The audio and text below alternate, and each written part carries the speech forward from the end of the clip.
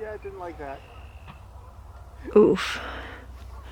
It bent something on that landing because when I tried pulling up, it just rolled down.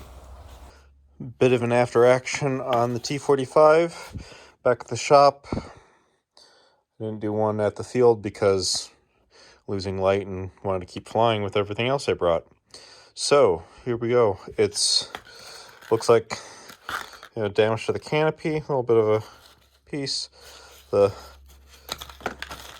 pin on the back ripped out of the holes. I'll have to reinforce those again. But looks like the nose just a bit crunched. But it's foam board. Could probably reshape this one and maybe give it a little bit of like popsicle stick reinforcement for a little bit. But it's foam board.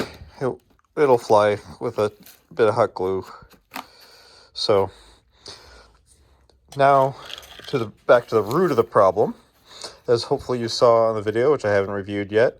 Had a nice wing scrape, and what happened afterwards is I went to pull up to turn around to come back in, and this wing now folds. See, it's got a little bit of dehedral. It's supposed to be a flat bottom, but on this crease right here, let's see if I can. That's not supposed to do that. So, I suppose before I get too much work done on the nose, I'm going to see if I can swing a spar through there. Something. I've got some thin carbon. Got some old arrow shafts. Got some new arrow shafts. I'll see if we can stiffen that wing up. But otherwise, it was flying pretty good tonight. Hopefully, you've seen some good footage out of it.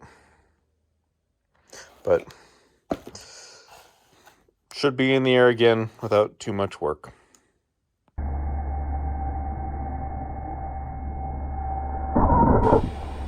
Doo doo doo.